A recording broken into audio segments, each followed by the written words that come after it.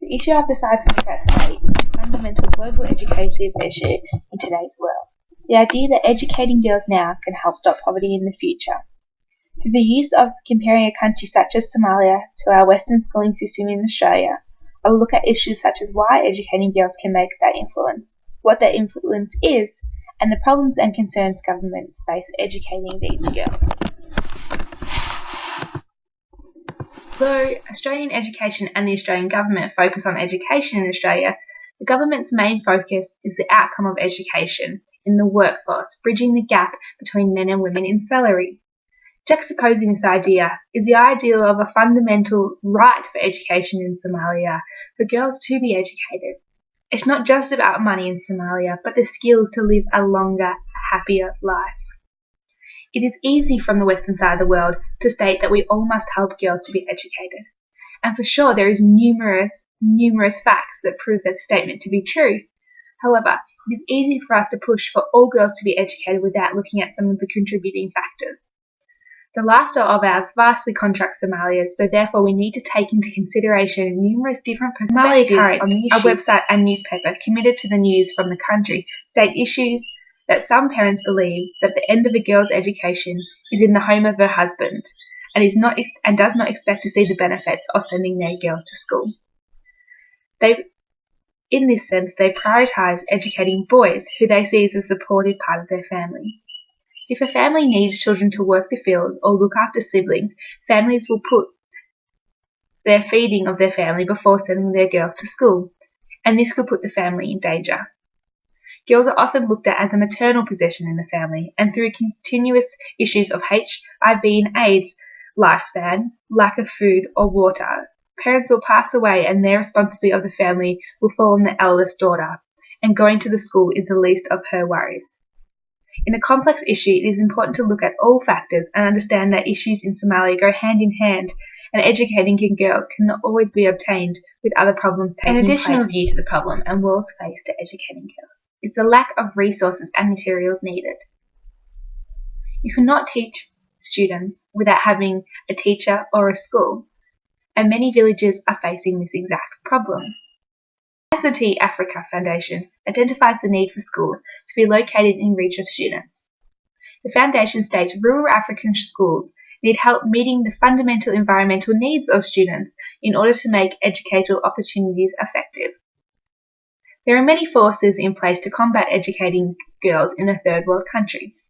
Many organisations are working on developing programs and solutions, from drawing attention to the issue, working with the communities, creating resources and creating an opportunity for girls to be educated. According to UNICEF, there are still 31 million girls of primary school age out of school.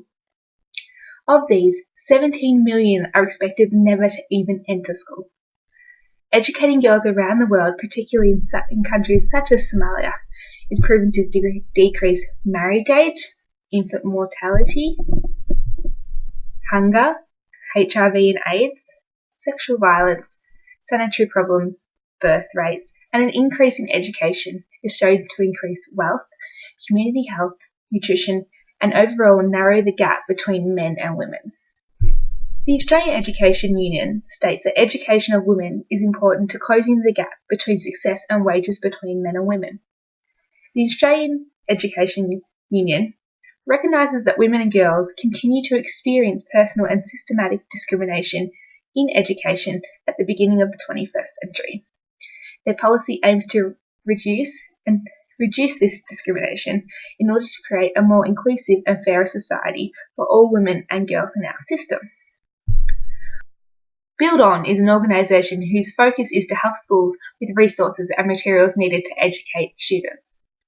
Build On works in some of the most poorest countries on the planet to build schools in villages that have historically had no use of social media. Structure. There are groups using modern-day technology and social media to promote the issue and expose the issue's lack of education towards young girls. Girls Rising is a global campaign for girls' education. They use the power of storytelling to share the simple truth that educating girls can transform societies. Girls Rising unites girls, women, boys and men who believe every girl has the right to go to school and the right to reach her full potential. The United World Schools is an independent charity providing the opportunity to read, write and count to children who have been denied access to education. UWS plays a part of a worldwide movement calling for an end to global education inequality. To achieve this, education of girls needs to be prioritised by organisations and valued by communities. Drawing attention to the issue in the classroom is a way to teach cultural diversity and global issues. It is a subject that students can relate to as they too are at school while learning about this issue. Many topics can be used, such as comparing how students get to school, parallels to the students in Africa who have to walk hours. They can imagine not having any paper or pen or materials to learn with. Students can look at their lunchbox compared to those students in Africa and look at the issues they face, such as homework, maths and friends, and compare those issues to African students, such as war, famine and death. A tool and resource to use in the classroom that allows students to take action is the Educating for Change blog. Active Citizenship and Social Justice in Your Classroom is a blog run by Oxfam. Oxfam Educating for Change is designed to help Australian teachers and students bring the power of people against poverty to their schools.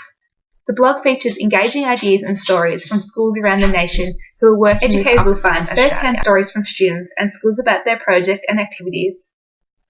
Have their school activities been showcased around the nation? Gain inspiration for teaching activities and resources with creative ideas to help young people get involved and take action. And ways to get more involved with Oxfam in the classroom for professional development and to help shape our work. Students will find a chance to write for us and showcase their creative writing skills. Students will find a chance to write for Oxfam and showcase their creative writing skills. Information on how they can make a real impact on the world. Coverage of their school events and links to articles, blogs and videos on global issues and social justice.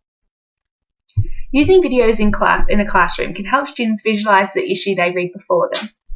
The YouTube video African Children Discuss MDG number 2, Education Must Be Universal, shows students in Africa talking about the education problem.